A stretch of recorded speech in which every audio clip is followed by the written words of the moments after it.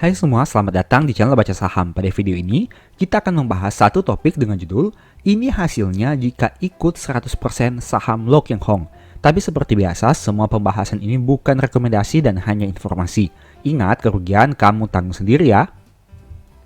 Saat ini saya coba buat simulasi sederhana tentang panutan kita di pasar modal Indonesia, yaitu Lo Keng Hong.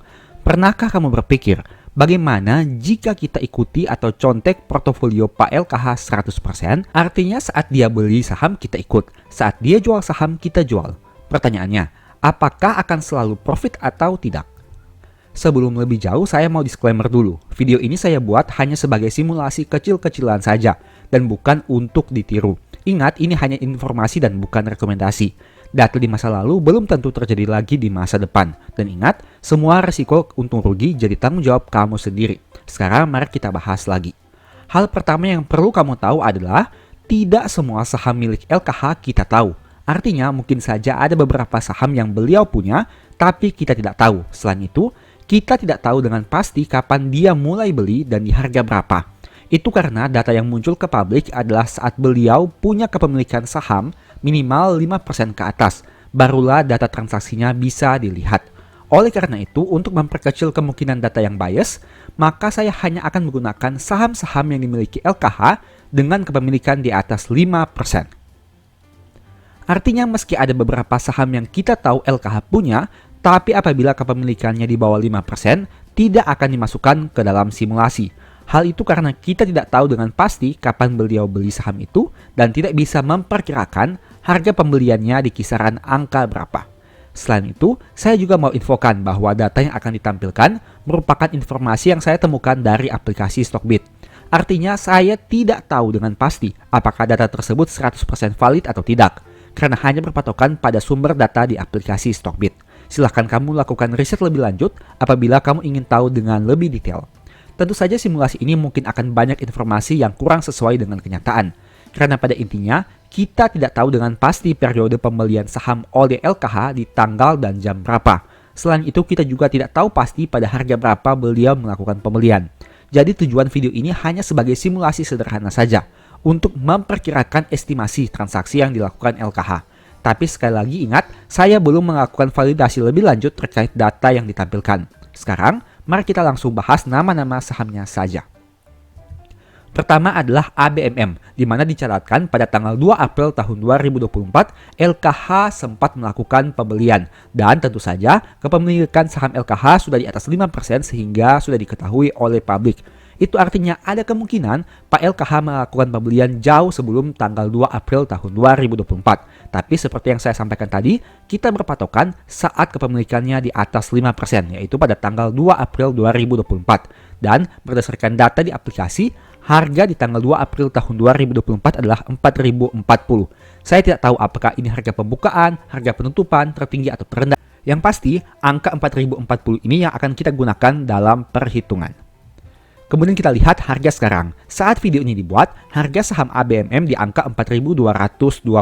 Itu artinya terjadi peningkatan dibandingkan harga pada tanggal 2 April tahun 2024. Bagaimana dengan PBV-nya?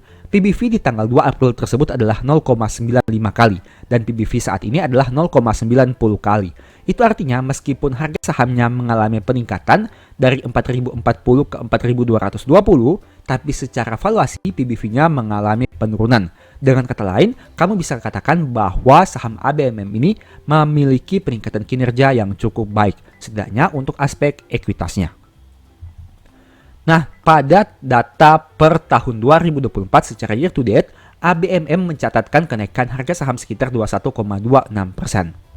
Ini merupakan rangkumannya. Dengan asumsi harga beli 4.040 dengan kepemilikan saat di atas 5% dan harga saat ini 4.220, berarti ada kenaikan harga saham sekitar 4,5%. Dan jika dibandingkan dengan kinerja saham di tahun 2024, tentu kinerja ini jauh lebih rendah. PBV saat beli adalah 0,95 dan PBV saat ini adalah 0,90.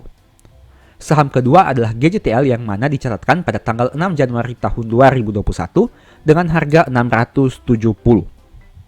Kita lihat harga sekarangnya adalah 1.285. Itu artinya terjadi kenaikan harga saham yang signifikan sejak tanggal 6 Januari 2021 dan tanggal saat video ini dibuat di bulan September. Nah, bagaimana dari aspek PBV-nya? PBV di tanggal 6 Januari tahun 2021 adalah 0,38 kali. Dan PBV saat ini adalah 0,51 kali. Itu artinya telah terjadi kenaikan PBV saat video ini dibuat dibandingkan tahun 2021. Dan untuk harga sahamnya secara year to date naik 18,98% di tahun 2024. Ini merupakan perbandingannya. Jika diasumsikan harga beli adalah 670 pada tanggal 6 Januari tahun 2021 dan harga saat ini adalah 1285, itu artinya telah terjadi kenaikan harga saham sekitar 91,8%. Dan jika dibandingkan dengan kinerja saham di tahun 2024, tentu kinerja saham LKH jauh lebih tinggi. PBV saat beli adalah 0,38 dan PBV saat ini adalah 0,51. Saham ketiga adalah BMTR yang mana tercatat pada tanggal 13 Agustus tahun 2020 dengan harga saham 248. Nah, jika dibandingkan dengan harga saat ini adalah 228, itu artinya terjadi penurunan harga saham meskipun tidak terlalu signifikan, di mana yang awalnya 248 dan kini hanya 228. Tapi kamu ingat bahwa sejak tahun 2020, harga saham BMTR sempat naik cukup signifikan pada kisaran tahun 2022, bahkan sempat di atas angka Rp400. Itu artinya telah terjadi kenaikan yang signifikan dalam beberapa tahun terakhir. Meski begitu, kita ambil patokan data saat video ini dibuat yaitu 228. PBV di tanggal 13 Agustus tahun 2020 adalah 0,33 kali dan PBV saat ini adalah 0,24 kali. Itu artinya terjadi penurunan PBV saat video ini dibuat. Tapi hal itu wajar mengingat harga sahamnya juga mengalami penurunan. Untuk kinerja saham selama tahun 2024 masih turun 15,56%.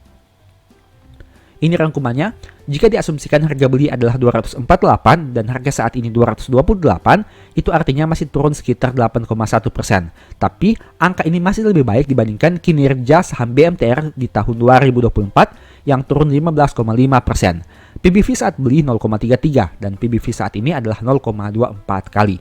Tapi sebagai catatan seperti yang saya katakan tadi, harga saham BMTR sempat naik signifikan dalam beberapa tahun sebelumnya, sehingga bisa saja kamu memperoleh keuntungan yang signifikan apabila pada saat itu telah melakukan penjualan. Saham berikutnya adalah DILD yang mana dicatatkan pada tanggal 12 Agustus tahun 2022 dengan harga 189 dan saat video ini dibuat di harga 210. Itu artinya terjadi penaikan harga saham dibandingkan harga pada tahun 2022. Untuk PBV-nya, PBV saat tahun 2022 adalah 0,38 kali dan PBV saat ini adalah 0,38 kali. Itu artinya tidak mengalami perubahan yang signifikan. Padahal harga sahamnya mengalami peningkatan. Nah, itu artinya sama seperti saham yang tadi saya bahas di awal, terjadi kenaikan ekuitas yang menyebabkan PBV-nya tidak berubah, padahal harganya mengalami kenaikan. Nah, untuk kinerja di tahun 2024 secara year to date masih naik 6,6%. Ini rangkumannya, dengan asumsi harga beli 189, harga saat ini adalah 210 berarti kenaikan 11,1%. Jika dibandingkan dengan kinerja di tahun 2024, kinerja saham Loke Hong jauh lebih tinggi. PBV saat beli dan saat ini tidak mengalami perubahan. Kemudian saham CFIN yang mana tercatat pada tanggal 8 April tahun 2021 dengan harga 276 dan saat video ini dibuat di angka 422. Bahkan dulunya sempat mencapai angka 700-an rupiah per lembar, angka yang sangat signifikan kenaikannya. PBV di tahun 2021 adalah 0,23 kali dan saat ini adalah 0,30 kali. Untuk aspek PBV-nya mengalami peningkatan dan secara harga saham year to date masih turun 14,5% di tahun 2024 ini. Ini rekapannya. Asumsi harga beli adalah 276 pada tanggal 8 April tahun 2021. Jika dibandingkan dengan harga saat ini 422, itu artinya terjadi kenaikan 52,9%. Jika dibandingkan dengan kinerja saham di tahun 2024, tentu kinerja saham Loke Hong jauh lebih baik. PBV saat beli 0,23 dan mengalami peningkatan dibandingkan PBV saat ini adalah 0,30. Nah, ini merupakan rekapan dari 5 saham yang tadi kamu sudah lihat. Dari sini kamu bisa lihat bahwa kinerja saham LKH bisa dikatakan secara rata-rata masih lebih baik dibandingkan kinerja saham secara year to date di tahun 2024. Hal itu karena saham-saham yang dimiliki oleh LKH sebenarnya dulunya sempat mengalami kenaikan harga yang jauh lebih tinggi dibandingkan harga pada saat video ini dibuat. Contohnya seperti saham BMTR dan saham CFIN yang mana pada beberapa tahun sebelumnya harga sahamnya sempat naik signifikan. Tapi untuk saham BMTR memang pada saat video ini dibuat masih turun 8,1% jika dibandingkan dengan harga pada tanggal 13 Agustus tahun 2020. Tapi secara keseluruhan, apabila kamu melihat data ini saja, maka bisa dikatakan apabila mengikuti LKH, maka kinerja portofolio masih cukup baik jika dibandingkan dengan data saat video ini dibuat di bulan September tahun 2024. Meski begitu, ingat, ini bukan rekomendasi dan ini hanya sebagai simulasi saja. Saya hanya berandai-andai bagaimana jika misalnya kita mengikuti 100% saham LKH yang kepemilikannya sudah di atas 5%. Saat terjadi pengumuman LKH melakukan pembelian, kita ikut beli dan bisa di hold sampai saat ini. Ini merupakan data simulasinya. Tapi ingat, data di masa lalu tidak menjamin data di masa depan akan terulang lagi. Itu artinya, meskipun data saat ini kamu lihat mengalami kenaikan yang signifikan, bahkan mencapai 91,8% untuk saham GJTL dan 52,9% untuk saham Cevin, tapi angka di masa depan tidak menjamin akan terulang lagi seperti data saat ini. Mungkin saja bisa lebih tinggi lagi kenaikannya, tapi mungkin saja bisa mengalami penurunan. Itu artinya kamu tetap harus melakukan PR-mu sendiri, yaitu melakukan analisa secara mandiri. Tidak boleh hanya mengikuti orang lain, meskipun kita tahu bahwa LKH sudah terkenal dengan kehebatannya membeli saham-saham dan kemudian menyimpan dan memperoleh keuntungan yang di atas 100%. Tapi ingat, kamu tentu berbeda dengan LKH. Mungkin mentalnya tidak sama, psikologinya tidak sama, analisanya tidak sama, dan pemikirannya juga tidak sama. Untuk itu, kamu tetap harus mencari saham-saham yang menurutmu nyaman dan kamu tertarik untuk di hold dalam jangka panjang. Tentu saja kamu juga harus mempertimbangkan potensi kerugian yang bisa diperoleh. Karena ingat, saat membeli saham, kita membeli risiko. Jika ada potensi keuntungan, ada juga potensi kerugian.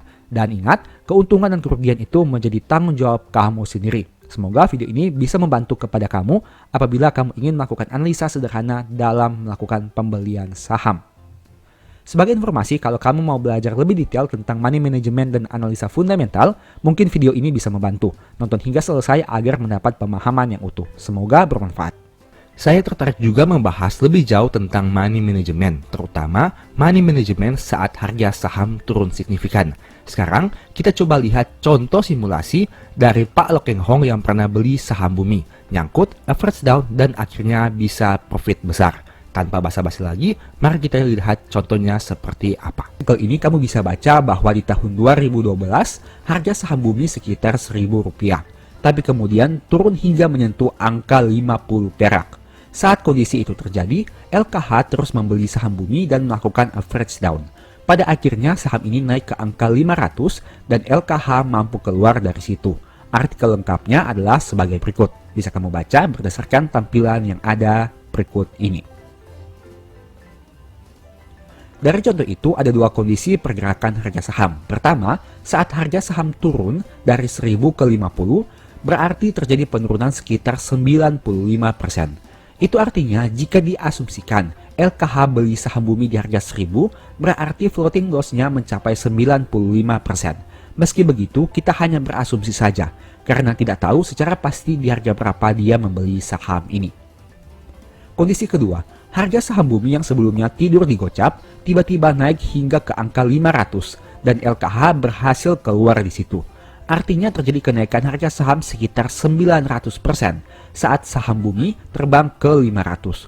Pertanyaannya, agar LKH bisa memperoleh keuntungan minimal 100%, padahal sebelumnya nyangkut besar, bagaimana caranya? Apabila kita asumsikan LKH membeli saham Bumi di harga 1000, melakukan average down di harga 50, dan menjualnya di harga 500. Artinya, untuk memperoleh keuntungan sekitar 100%, LKH butuh average down minimal 20% dari harga pembelian awal. Lebih jelasnya silahkan lihat tabel di bawah ini. Misalnya, harga belinya adalah 1000 dan kita asumsikan membeli satu lot saja. Berarti total nominalnya adalah Rp100.000. Nah, jika dia membeli lagi di harga 50, dia harus mengeluarkan uang untuk membeli 4 lot agar bisa memperoleh harga rata-rata 240. Nah, untuk pembelian 4 lot ini membutuhkan dana sekitar 20.000, yang berarti 20% dari dana awal yang dia keluarkan yaitu 100.000. Asumsi ini hanya simulasi saja dan mungkin tidak sesuai dengan realita yang terjadi. Karena saya menggunakan dua harga saja, yaitu diasumsikan LKH melakukan pembelian pertama di harga 1000 dan average down di harga 50. Tentu saja data harga rata-rata dan jumlah dana yang dibutuhkan akan berubah apabila terjadi average down pada beberapa harga selain Rp50. Tapi setidaknya dengan data ini kamu memperoleh gambaran bagaimana melakukan money management khususnya dari kasus LKH ini. Apabila hanya menggunakan data ini saja, berarti untuk memperoleh keuntungan sekitar 100% saat menjual sahamnya di harga 500, harga rata-rata sahamnya harus di bawah 250, karena kenaikan dari 250 ke 500 adalah 100%. Dengan asumsi pembelian awal sebanyak 100 lembar atau 1 lot, berarti dibutuhkan average down 400 lembar atau 4 kali lipat lebih banyak pada harga 50 agar harga rata-ratanya menjadi 240 seperti yang saya sudah sampaikan tadi. Artinya dengan harga rata-rata 240, apabila harga sahamnya naik menjadi 500, berarti keuntungan yang diperoleh sekitar di atas 100%. Meski begitu, kamu bisa lihat bahwa dana yang dibutuhkan untuk membeli di harga 50 lebih rendah dibandingkan di harga 1000. Padahal, lembar saham yang dibutuhkan untuk memperoleh harga rata-rata 240 adalah 4 kali lipat lebih besar dari harga 1000. Pada contoh ini kita hanya gunakan asumsi 1 lot saja agar mempermudah perhitungan. Intinya yang mau saya tunjukkan di sini adalah bagaimana dampak dari average down yang akan mempengaruhi harga rata-rata pembelian. Tentu saja average down tidak bisa dilakukan dengan sembarangan. Coba kamu bayangkan bagaimana jika LKH langsung all in average down saat harga saham di angka 500. Tentu saja harga rata-ratanya bukan lagi 240, tapi menjadi di atas 500 per lembar saham.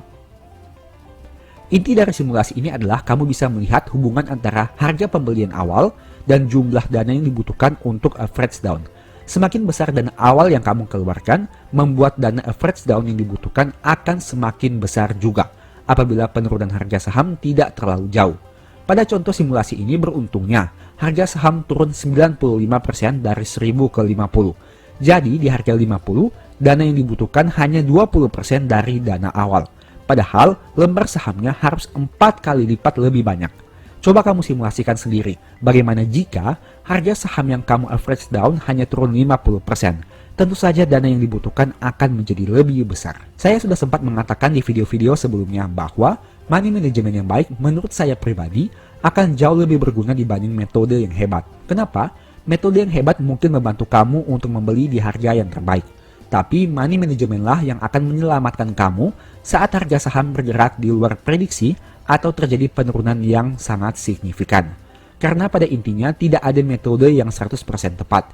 Jika analisa kita tepat tentu tidak masalah. Tapi bagaimana jika analisa meleset? Plan B apa yang sudah kamu rencanakan selanjutnya? Itulah fungsi money management yang sebenarnya. Bukan untuk mencari profit paling besar, tapi untuk meminimalisir agar jangan sampai rugi terlalu banyak. Sebagai informasi, kalau kamu mau belajar tentang money management lebih detail, mungkin ebook The Stock Market dan strategi nabung saham ini bisa membantu. Di sana ada pembahasan terkait money management yang mungkin bisa bermanfaat bagi kamu. Info pembelian silahkan chat saja di nomor WA di akhir. Pada video ini saya tidak akan mengulangi pembahasan tadi karena sudah sangat jelas.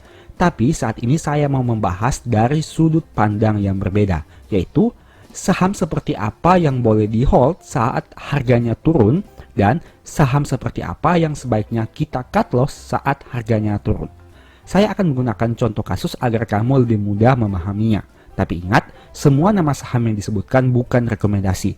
Saya tidak pernah mengatakan saham tersebut bagus atau jelek karena kamulah yang harus menentukan secara pribadi. Jadi, saham yang disebutkan hanya sebagai contoh saja. Berikut ini beberapa kriteria yang sebaiknya dipertimbangkan. Pertama, kebutuhan masyarakat atas produk atau jasa perusahaan. Kedua, kepemilikan saham dari pemegang mayoritas. Ketiga, top manajemen perusahaan apakah bermasalah atau tidak. Keempat, prospek kinerja ke depan dalam hal ini penjualan dan pencapaian laba. Dan yang kelima, komposisi dan nominal hutang. Sekarang, mari kita bahas satu persatu. Pertama, kebutuhan masyarakat atas produk atau jasa perusahaan. Logikanya, kalau produk atau jasa perusahaan sudah kurang diminati, perusahaan tersebut akan sulit mencetak pertumbuhan laba. Jika menyebut nama Nokia dan BlackBerry, Generasi sekarang mungkin sudah tidak mengetahuinya. Tapi bagaimana dengan generasi 90-an atau bahkan di bawah itu?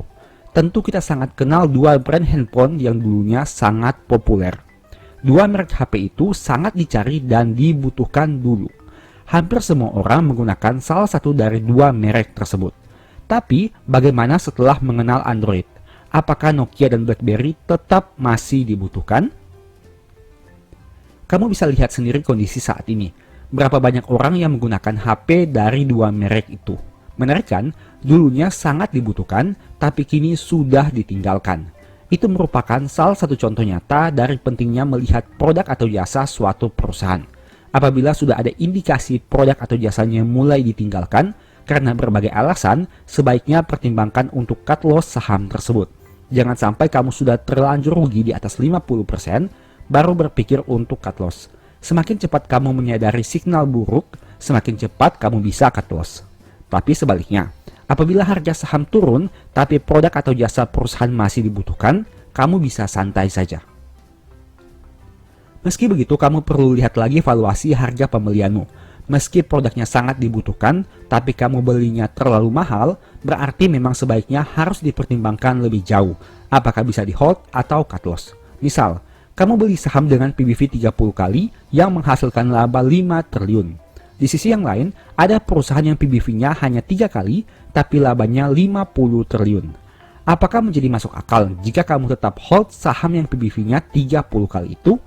Artinya, kamu beli saham 30 kali lipat lebih mahal dari modalnya, hanya untuk perusahaan yang bisa menghasilkan laba 5 triliun. Padahal, di sisi yang lain, ada perusahaan yang bisa kamu beli dengan hanya 2-3 kali dari modalnya, tapi menghasilkan laba 50 triliun. Logikanya sederhana saja kan? Kedua, kepemilikan saham dari pemegang mayoritas. Saya punya satu pertanyaan sederhana. Katakanlah kamu seorang penjual bakso yang punya warung bakso. Kalau warung bakso kamu itu bagus, menghasilkan keuntungan yang terus bertambah setiap tahun, banyak pelanggan, hutang usahanya masih bisa dibayarkan dengan lancar, baksomu terkenal di mana-mana, pertanyaannya, apakah kamu mau jual kepemilikan saham kamu atas bisnis bakso itu? Logikanya, kalau kamu tahu usaha itu menguntungkan dan punya prospek yang bagus ke depan, kenapa harus dijual? Analogi itu bisa kita kaitkan dengan jual beli saham. Pemegang saham mayoritas yang tahu perusahaannya bagus, punya prospek yang cerah, mampu membayar hutang tepat waktu, produk atau jasanya terkenal, dan lain-lain. Tentu saja mereka tidak akan menjual saham miliknya secara mayoritas. Kalaupun dijual sedikit, total kepemilikan owner akan tetap lebih besar dibanding kepemilikan di masyarakat. Inilah salah satu tolak ukur yang bisa kamu gunakan. Apabila pemegang saham mayoritas dari saham yang kamu punya jual sahamnya hingga menjadi minoritas, sebaiknya pertimbangkan lagi untuk cut loss saham tersebut. Mereka saja yang tahu seluk-beluk saham itu mau jual sahamnya. Masakan kamu yang hanya penonton dari luar berani hold saham itu? Poin ketiga, top manajemen perusahaan bermasalah. Kalau kamu punya perusahaan, maukah kamu pekerjakan orang yang bermasalah sebagai bos di perusahaan itu? Tentu tidak kan? Dirinya saja bermasalah, bagaimana dia mau pimpin sebuah perusahaan? Logika sederhana itu bisa kamu gunakan saat menganalisa saham. Lihat saja track record direksi dan komisaris perusahaan. Apakah ada yang pernah terlibat kasus atau tidak? Di zaman sekarang ini, informasi sudah bisa ditemukan dari berbagai sumber. Kamu bisa mencari di Google dengan mengetik nama direksi atau komisaris, dan berbagai informasi akan disajikan kepada kamu. Kalau direksi atau komisaris perusahaan sudah diyakini terlibat suatu kasus, sebaiknya pertimbangkan lagi saham tersebut. Mungkin lebih aman kamu segera cut loss dan menderita kerugian, dibanding memutuskan terus hold saham itu tapi tidak tahu kedepannya akan seperti apa. Kamu bisa cari di Google tentang beberapa saham yang dulunya top manajemen perusahaan itu sempat bermasalah. Bagaimana nasib saham-saham itu sekarang? Adakah yang harga sahamnya terus naik secara konsisten? Ataukah hanya menjadi saham dengan fluktuasi naik turun yang sangat tinggi? Silahkan buktikan sendiri dengan melihat realita yang terjadi di bursa. Keempat, prospek kinerja ke depan dalam hal ini penjualan dan pencapaian laba. Perusahaan akan bisa bertahan kalau dia mampu menghasilkan laba. Tapi, perusahaan baru bisa maju jika dia mampu meningkatkan laba. Dua hal ini serupa tapi tidak sama. Perusahaan yang mampu hasilkan laba itu bagus. Tapi, perusahaan yang mampu meningkatkan labanya itu lebih bagus. Meski begitu harus ingat, laba itu berasal dari penjualan produk atau jasa. Jadi, yang lebih dahulu harus kamu cek adalah apakah penjualan produk atau jasa perusahaan itu bisa tumbuh setiap tahun atau tidak. Jika penjualan dan laba perusahaan terus tumbuh, itu bagus. Tapi, jika penjualan dan laba perusahaan terus turun, itu bahaya. Kamu bisa menemukan berbagai karakteristik perusahaan di bursa. Ada yang penjualan dan labanya terus naik. Ada yang penjualan dan labanya terus turun. Ada juga yang penjualan dan labanya naik turun. Jika saham yang kamu beli punya penjualan dan laba yang terus naik, santai saja. Jika saham yang kamu beli punya penjualan dan laba yang terus turun, pertimbangkan untuk cut loss. Jika saham yang kamu beli punya penjualan yang naik tapi labanya turun, silahkan cek lagi di laporan keuangannya sebelum memutuskan hold atau cut loss. Ada beberapa perusahaan yang penjualannya naik tapi labanya malah berkurang. Itu bisa disebabkan oleh banyak faktor seperti biaya pokok penjualan yang naik, biaya operasional yang naik drastis, ada kerugian selisih kurs, ada biaya lainnya, dan masih banyak lagi. Yang jelas, kamu perlu cari tahu lebih jauh lagi di laporan keuangan perusahaan. Apakah hal itu bersifat permanen atau hanya sementara saja? Jika permanen, pertimbangkan untuk cut loss secepat mungkin. Jika hanya sementara, kamu bisa hold dulu sambil menunggu kinerja terbarunya. Menurut saya pribadi, laba merupakan satu komponen terpenting di laporan keuangan. Sebagus apapun kinerja dan laporan keuangannya, tapi mereka tidak mampu cetak laba, menurut saya itu tidak ada artinya. Labalah yang akan membuat ekuitas perusahaan terus bertambah. Laba yang menyebabkan perusahaan bisa membagi dividen lebih besar di masa depan. Laba menjadi salah satu faktor yang membuat perusahaan bisa bayar hutang dengan lancar dan tepat waktu. Laba yang menjadi salah satu daya tarik orang ingin membeli saham tersebut. Dan masih banyak lagi manfaat dari laba yang bisa kamu analisa. Poin kelima, komposisi dan nominal hutang. Menurut saya pribadi, semakin besar hutang yang dimiliki membuat risiko perusahaan itu menjadi semakin besar juga. Kamu pilih mana? Meminjamkan uang 100 juta kepada orang yang punya aset 10 juta atau meminjamkan uang 100 juta kepada orang yang punya aset 1 miliar. Logika sederhana itu bisa kamu gunakan untuk analisa saham. Meski tidak menjamin, tapi masih lebih aman jika perusahaan punya komposisi dan nominal hutang yang lebih kecil dari ekuitas yang mereka miliki. Dalam hal ini kamu bisa melihat rasio DER perusahaan. Semakin besar rasio ini berarti komponen hutang terhadap modal perusahaan menjadi lebih besar. Ada dua hal sederhana yang bisa kamu perhatikan, yaitu yang pertama, cek apakah total hutang lebih besar dari modal perusahaan. Dalam hal ini berarti rasio DER di atas 100%. Kedua, apabila DER di atas 100%, cek lagi, apakah rasio DER dari waktu ke waktu terus naik atau tidak. Jika saham yang kamu beli punya rasio DER di atas 100 dan selama bertahun-tahun nominalnya terus naik, sebaiknya pertimbangkan untuk cut loss. Apalagi jika ternyata laba mereka mengalami penurunan atau bahkan merugi. Hal sebaliknya bisa kamu lakukan untuk saham yang punya rasio DER di bawah 100 dengan nominal yang wajar dan mampu menghasilkan pertumbuhan laba. Logika sederhana ini bisa membantu kamu untuk menganalisa apakah saham yang kamu miliki bisa di hold atau harus segera di cut loss. Kesimpulan, 5 poin yang saya bahas tadi memang tidak bisa menjamin keuntunganmu di pasar modal. Tapi setidaknya dengan mempertimbangkan 5 hal tadi, kamu jadi bisa berpikir dengan lebih rasional. Mempertimbangkan aspek risiko dan prospek perusahaan ke depan sehingga bisa mengambil keputusan. Dan pada akhirnya memperkecil risiko kamu untuk bangkrut di saham. Kita harus belajar berpikir secara rasional saat harga saham seakan-akan tidak rasional. Terkadang harga saham bisa turun signifikan, padahal kondisi perusahaan sedang baik-baik saja. Saat inilah sebenarnya kamu bisa manfaatkan untuk memperoleh keuntungan yang lebih maksimal. Tapi, apabila harga saham turun dan ternyata kondisi perusahaan juga sedang tidak baik-baik saja, sebaiknya kamu menganalisa 5 poin tadi untuk dijadikan referensi dan bahan pertimbangan. Apakah akan terus di hold atau di cut loss saja? Kesimpulan, apakah metode nabung saham masih menarik? Menurut saya iya, karena metode ini dapat digunakan oleh semua orang dengan berbagai latar belakang. Tidak perlu analisa rumit untuk menggunakan metode ini. Selain itu, kita tidak perlu membuang banyak waktu untuk melihat layar HP atau laptop, karena metode nabung saham ini membuat kita konsisten membeli saham pada berbagai variasi harga. Terlepas dari apapun metodenya, ingatlah bahwa tujuan kita di saham adalah memperoleh keuntungan semaksimal mungkin. Untuk itu, carilah metode yang bisa menghasilkan keuntungan dan membuat kamu tenang secara psikologi. Jika kamu belum menemukan metode yang tepat, tidak ada salahnya mempertimbangkan metode ini. Tapi, sekali lagi, itu semua terserah kamu. Apakah metode ini cocok atau tidak? Jika tidak, jauhi. Jika cocok, lakukan. Tapi ingat, selalu disclaimer on juga, metode nabung saham juga punya resiko dan kamu mungkin tetap bisa saja rugi di masa depan apabila menggunakan metode ini. Selalu pertimbangkan resiko sebelum mengambil keputusan, karena ingat, profit kamu nikmati sendiri, rugi juga kamu tanggung sendiri. Semoga video ini bermanfaat ya. Sebagai informasi, apabila kamu tertarik mempelajari metode nabung saham dengan lebih detail sesuai dengan pembahasan di bawah ini, mungkin ebook strategi nabung saham bisa jadi referensi. Untuk info pembelian, silahkan chat di nomor WA di akhir video.